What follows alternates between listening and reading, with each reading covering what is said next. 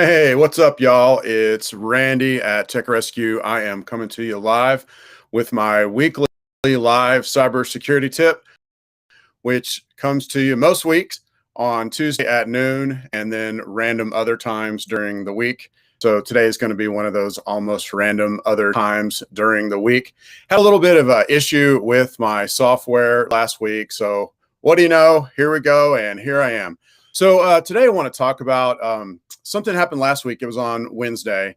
It was National Backup Day, which is probably the least respected of all of the holidays or whatever you want to call it, or days, because we've been hearing about backups since what, like junior high?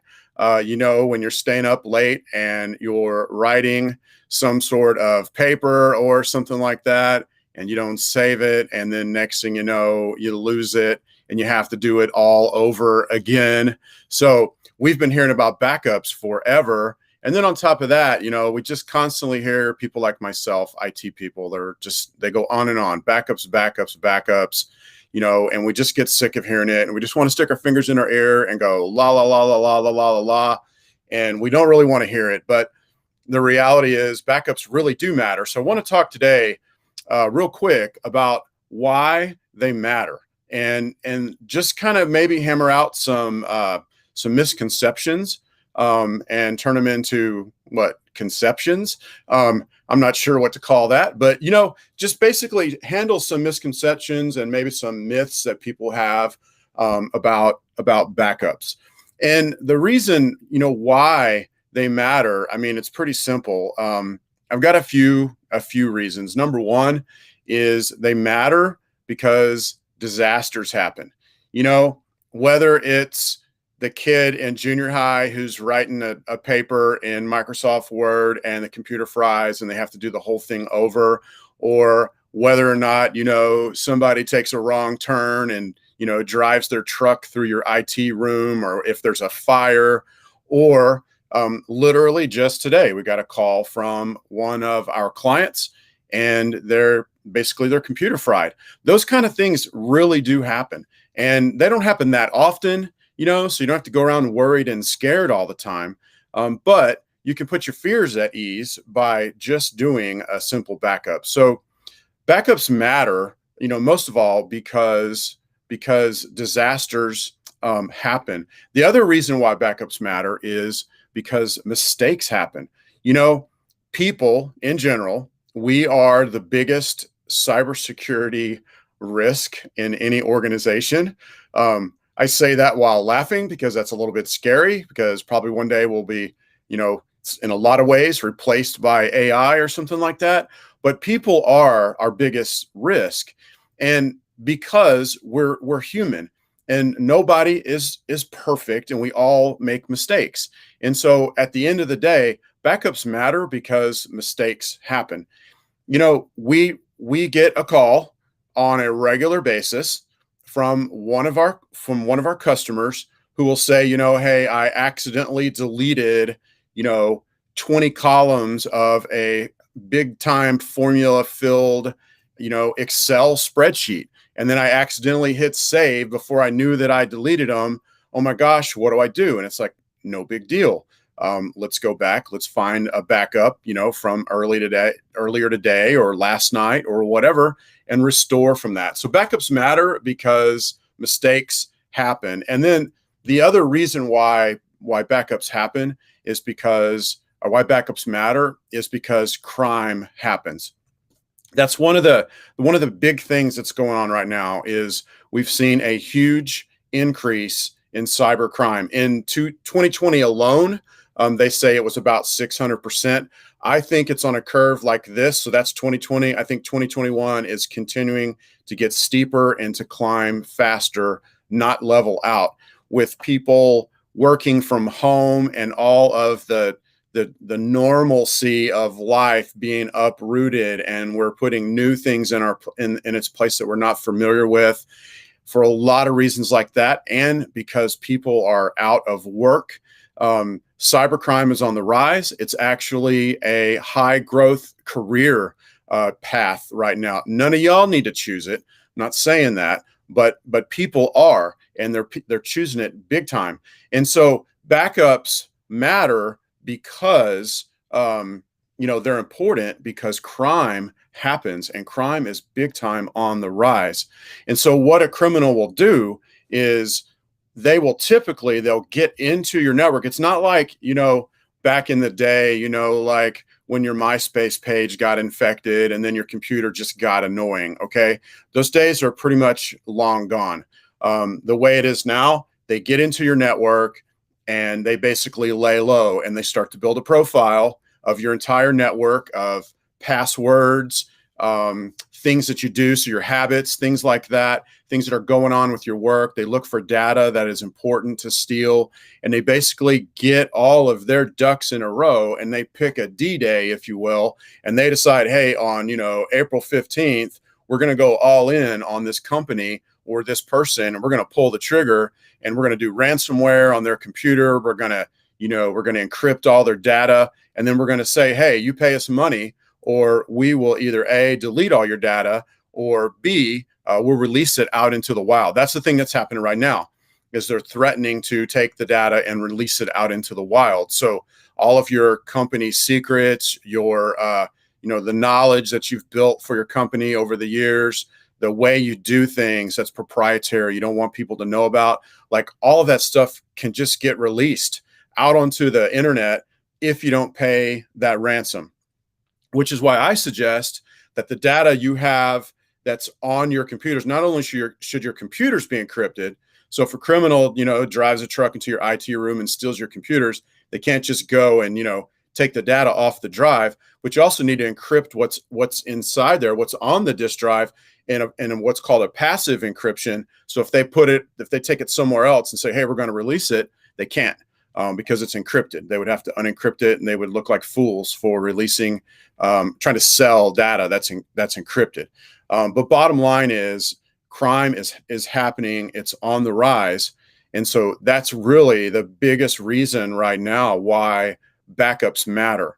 And because the crime nowadays it's not a one and done, it's a long-term game. It's something that they want to get footholds, and then they want to build a profile and take their time to attack. So I want to kind of use that to transition in, like, what does a good backup look like? Because if you have that cyber criminal attack that happens, one of the first things you've got to have to get back up on your feet is you have to have good backups. Now, you've got to have a way to keep them out. You've got to have a way to foil them from selling your data out on the internet. We've heard recently that they're actually setting up call centers, and they're calling their quote unquote their victims, their quote unquote customers. They're calling their victims, and they're saying, hey, we see you're trying to restore from a backup. We see you're trying to put it on the internet. Don't do that. Just pay us. It'll be bad. Blah, blah, blah, blah, blah. So I want to talk about what a good backup looks like. So that will literally be your first step. The first thing you've got to have to be able to get back from some sort of cyber crime incident. So let's talk about what a good backup looks like. And keeping in mind what I was just talking about all the crime and stuff, a good backup is an old backup. Here's what I mean by that. A good backup keeps lots of data. It's not just like 2 weeks, like a 2-week snapshot, or a 1-month snapshot, or a 6-month snapshot. A good backup really should keep data forever, because the criminals they're getting into your network, and they're waiting like up to 180 days before they even do anything. And so you want to make sure that your backups can outlast the bad people that are potentially going to be in your network if they get in your network. In fact, I would even suggest that you're backing up to somewhere that can't be changed or can't be deleted for a certain amount of time, whether that's 90 days, 100 days, or even forever. That's really what I recommend, is indefinite backups where you just keep the data forever. So that's one thing that they have to be, is they have to be long-term. So a couple other things about a good backup. A good backup needs to happen in at least 2 places.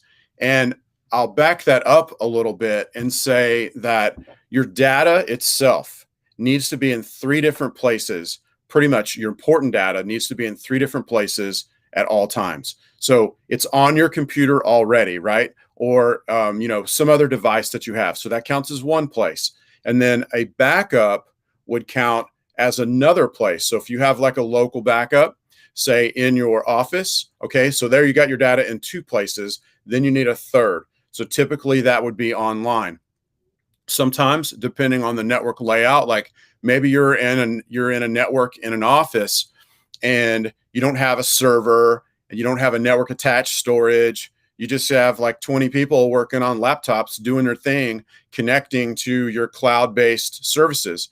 So in that case, your data could be backed up online, and then you can just back it up in another place online. So, and having it, I need to say this, it's real important. Just having it, say, in like Microsoft 365 or G Suite workspaces or whatever they're calling it this 6-month period, just having it in that cloud, that doesn't count as two places or even a backup, even if it's synced to your computer. Because if the cloud goes awry, whatever's on your computer is going to get messed up anyway. So even if you have cloud based data, you need to have another backup on top of that. So that's a good backup is repetitive. Also, a good backup is automatic. So we run into new clients all the time that have some sort of system where like a person is in charge of backups. And so to get their data in a couple places, maybe they're swapping out drives, or maybe they have to go run the backup manually or swap something out. You've got to take all of that out of the equation. And you have to make it where it's automatic, because if it's not automatic, it's not going to happen. Y'all, that's how this stuff is. When it comes to technology, people don't just go do it. Maybe if their job's on the line or something like that. But people tend to forget, people tend to get busy, and time tends to go by a lot faster than they realize. And, they're thinking, oh, hey, I just did a backup last Friday. And, and you go and look and it was like Friday 3 months ago. And it's very common for us to take on a new client and go in and ask the question, it's one of our onboarding questions. What do you do for backups? What's going on right now?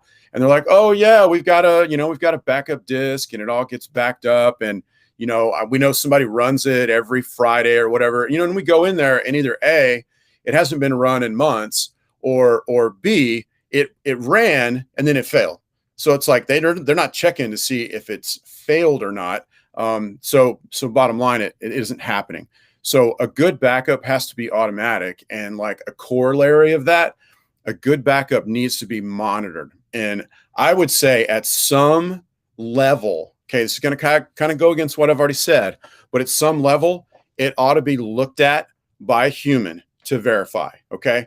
So I think that your backups should be automatic, and you should have software with checks and balances in place to make sure that the automatic backups are happening.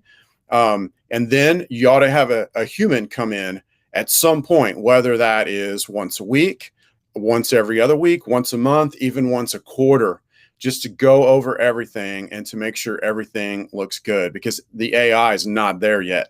The AI can't guess what your backups ought to be and what a good backup looks like, because, you can throw a disk on a server and, hey, back up the server, but does that handle your SQL? Not really. I mean, unless you restore the whole server, it doesn't handle that. And so those kind of things really need to be looked at by a human. We at Tech Rescue, we actually generate tickets, and we actually have actual humans. It only takes a second or a minute, but we have actual humans go and just look and check. Okay, this is here, this is there. It didn't fail. It's not telling us that there's some kind of a warning, or an error of some type. And the data looks good, but you got to be monitoring the backups. And then the other thing about a good backup. So we've got that it needs to be in several places. We've got that it's automatic. It needs to be monitored, It needs to be in it for the long haul. So keep your data for a long time. And then the last thing is a backup needs to happen often.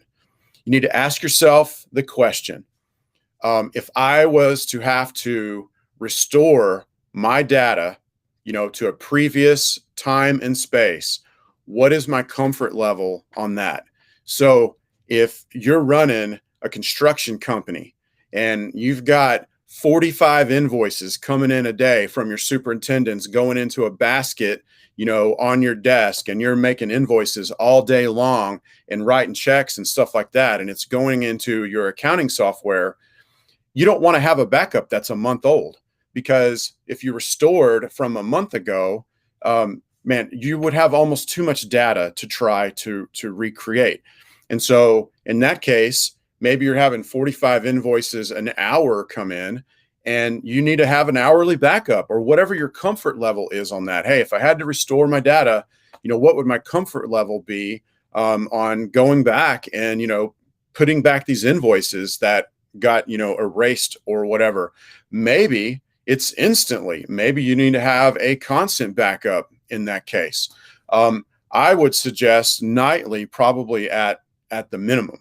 I know that some companies do less, some companies do more, but I would say that would be an absolute minimum, is that you need to have your backups happening on a nightly basis. Now, if you're like working from home from your own laptop and you've got your own little backup going, maybe once a week is okay. Depends, especially if all your backup is being stored, on a server, or your data is being stored on your server at work or something like that. You might not even ever need to back that thing up, or you might just do like once a month or something to make an image. But you basically have to ask yourself the question, what is my comfort level? And, if I was to have a disaster or crime or a mistake, how comfortable would I be recreating data from the point of backup back until the point of disaster? And if your comfort level on that's really small, your backups need to be happening very often. And if they need to happen very often, you're going to have to move away from the cheap, quote unquote, ways to do backup, like the one that's built into Windows Server. It works, but it also takes a long time. And if you're doing it, like if you wanted data to be backed up every 5 minutes, I don't think it'd ever finish. It'd probably just keep on running. So that's not a good solution if you need your data backed up like every 5 minutes. You need a modern backup technology that backs up like bits and bytes that change, instead of, having to go through every single file and back up every single file and all of this kind of stuff. So you need to get away from whatever is cheap. And then also, if you're going to be backing up every 5 minutes, you got to get away from saying, okay, my online backup needs to be cheap, because it's going to become more expensive as you're saving more data, and as you're saving more copies of your data. But the thing is, if you had a crime, a criminal if you had a breach, if you had a disaster, if you had a huge mistake, then your data becomes almost priceless. And so it's worth paying the extra money for it. All right, guys. So that's my basic tip for today. If you guys have any questions or comments, be sure to put this down below the video. I appreciate you watching this far, by the way. I'm live streaming supposedly to Facebook and then also to YouTube. Got a couple other beta live streams going on. I don't know if they're going to work or not. We'll see. But if you have questions or comments, be sure to put them down below. Be sure to like the video. I would really appreciate that. Also, if you're watching on YouTube, be sure to subscribe to this channel. Pretty excited about growing this channel and being able to help people with their cybersecurity and be more secure. Once again, thanks a lot for tuning in, and I hope you guys have a great and safe rest